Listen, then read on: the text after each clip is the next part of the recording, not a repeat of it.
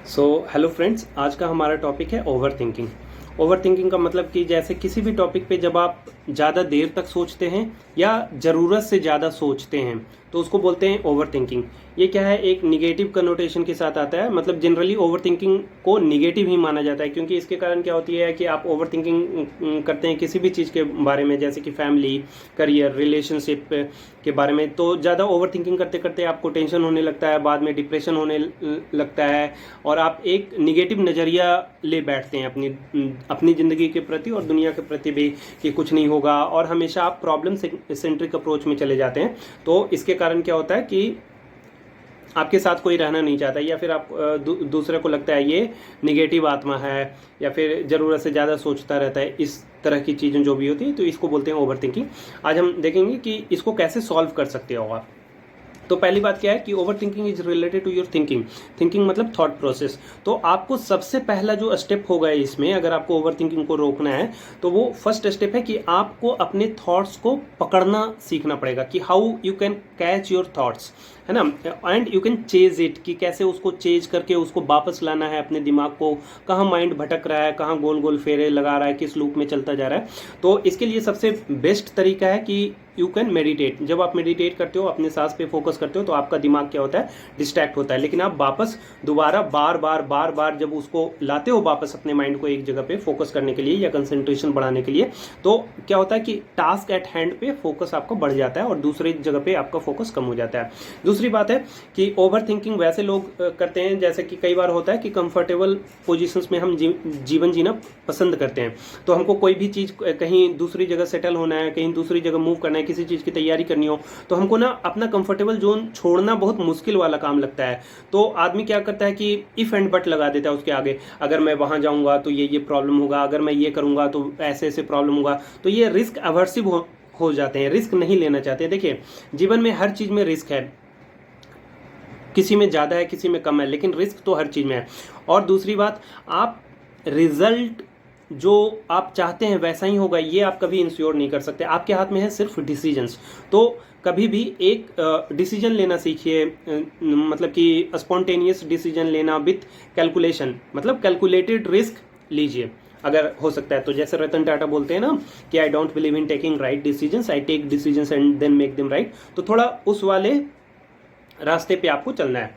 तीसरा क्या है कि शेड्यूल योर लाइफ, है ना, schedule your daily life and it will schedule your whole life. अगर आपके पास एक फिक्स्ड शेड्यूल नहीं है कि what you are going to do throughout the day, पूरे दिन में आपको क्या करना है, रात में क्या करना है, शाम में क्या करना है, तो क्या होगा, माइंड को फ्री स्पेस मिल जाता है, फ्री टाइम मिल जाता है, तो ये वॉन्डर करने लगता है। तो एक फिक्स्ड रूटीन बनाइए कि कैसे कैसे करना है, क्या करना है। तो एक टास्क रहेगा ना, तो डिस्ट्रैक्शंस कम होंगे। उसके बाद क्या है, जब आप शेड्यूल करते हैं और अगर आपको लगता है कि ओवर थिंकिंग होती है आपके दिमाग में, तो आप एक 15-20 मिनट का ओवर थिंकिंग का टाइम भी रख सकते हैं। जैसे मान लीजिए शाम में आप 5 to 5:30 का ओवर थिंकिंग का टाइम रखा है, तो जैसे ही आपको कोई ओवर थिंकिंग वाली थॉट स्ट्रक करती है माइंड में, तो you will say to your mind कि ये तुम्हारा टाइम 5 to 5:30 है, अभी का टाइम दूसरे कामों के लिए है, इंपॉर्टेंट कामों के लिए तुमको तुम्हारा टाइम देंगे। फिर 5 to 5:30 आप ओवर थिंक कर सकते हैं आराम से बैठ के, शेड्यूल्ड तरीके से। चौथा क्या है कि जैसे कई लोग बोलते हैं कि what you think you become. It is a very good quotation, but only by thinking you can never become anything, है ना। You have to put those things into action. जैसे बोला जाता है कि thinking can change the way you look at your life, but action can change your entire life. So become action oriented in your life, do something। मतलब ऐसे नहीं देखते हैं हो जाएगा, ऐसे वाली की जगह आपको करना है कि होगा, है ना, देख लेंगे, जो होगा कर देंगे, फोड़ देंगे। इस तरह का आपको मेंटालिटी एक डेवलप करनी है कि मतलब अभी में विश्वास करनी है। मतलब जैसे भी आपको कभी भी अगर आपको ज़्यादा टाइम लग रहा है किसी भी चीज़ करने में या फिर कोई भी शिफ्ट करने में, तो आप जस्ट एब्रप्ट एंड कीजिए और वहाँ से दूसरा चीज़ स्टार्ट कर सकते हैं आप। तो ऐसे करते करते रहने से आपका माइंड थोड़ा आपको साथ देना लगेगा। उसके बाद क्या है, बहुत सारे स्टूडेंट्स जो होते हैं कई बार ऐसे में कंपटीशन की तैयारी करने आते हैं और फिर उनके पास कई बार नहीं होता है शुरू में, या फिर ज़्यादा टाइम लगता है, कंपटीशन ज़्यादा है, तो उन लोग इस वाले लूप में फंस जाते हैं, डाउट क्रिएट करने लगते हैं खुद पे, होगा नहीं होगा, ऐसे होगा तो वैसे होगा, घर वाले क्या सोचेंगे, रिलेटिव्स क्या सोचेंगे, दोस्त क्या सोचेंगे, सबका सिलेक्शन हो रहा है, मेरा क्यों नहीं हो रहा है। तो इस तरह के थॉट्स में फंसते हैं। तो उन लोगों के लिए मुझे कुछ कुछ सजेशंस है। पहला तो है कि शेड्यूल कीजिए आप अपनी लाइफ को, जैसे मैंने बताया कि you must have a daily routine, और उसमें बहुत ज़्यादा लॉन्ग टर्म मत रखिए, बहुत बड़े बड़े गोल्स ना, कि हम आज 500 पेज पढ़ देंगे, नहीं। Keep short term goals and keep it specific, ठीक है।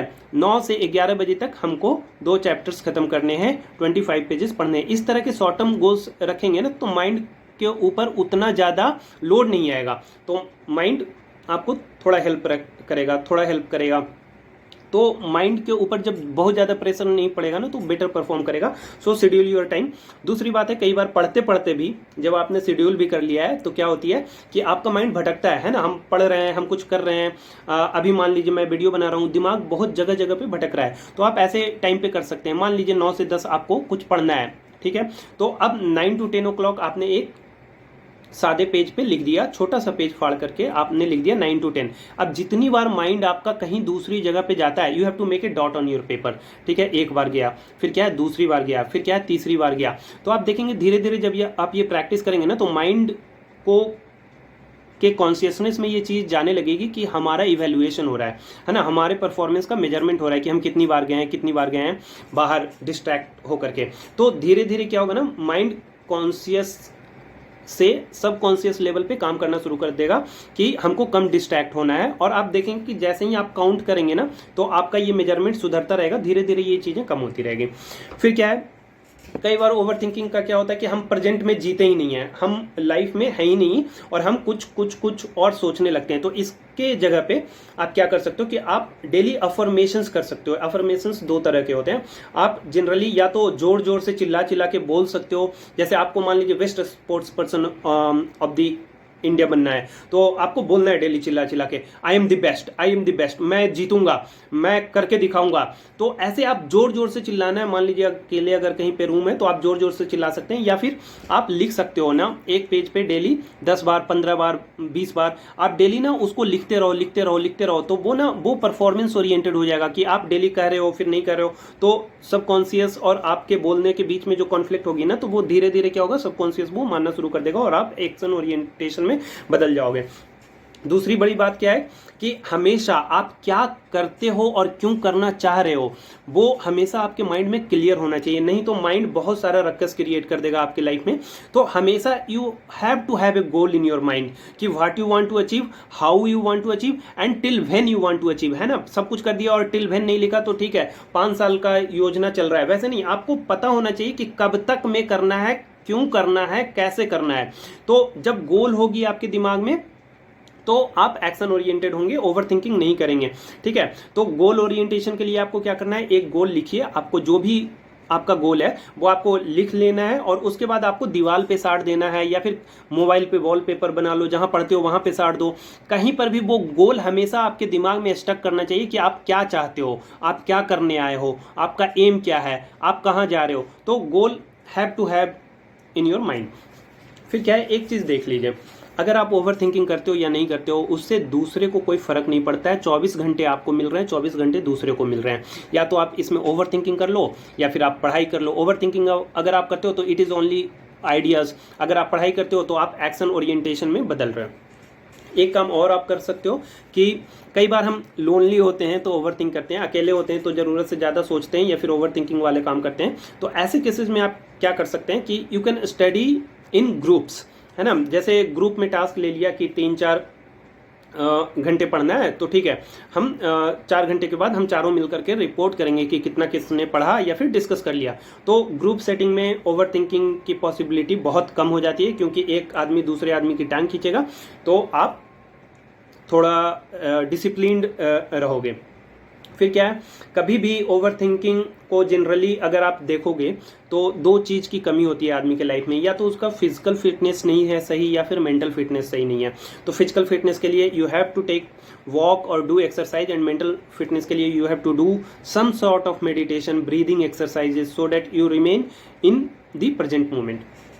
लास्ट में मैं एक बात पूछना चाहूँगा, कभी भी आप जब जिंदगी के बेस्ट पोजीशन में रहे हो, आप जो भी अपना अब तक का बेस्ट पोजीशन मानते हो, पढ़ाई में, लिखाई में, स्पोर्ट्स में, स्पीच में, क्या आपको लगता है कि उस टाइम पे आप ओवर थिंकिंग कर रहे थे या आप एक्शन ओरिएंटेड थे? मुझे लगता है कि more than 90% of the answer यही आएगा कि आप एक्शन ओरिएंटेड थे। आप you were in the moment, है ना, आप उस पल को जी रहे थे, है ना, आप एनी टाइम किसी भी तरह से आपको वो काम करना था। तो आप इस पे फोकस कीजिए कि over thinking can never give you your peak performance. जब तक आपके अंदर डर रहेगा, संशय रहेगा, आप रिजल्ट के बारे में हमेशा सोचते रहोगे, तो आप अपना बेस्ट परफॉर्मेंस कभी नहीं दे पाओगे। So stop over thinking and start over doing. Thank you.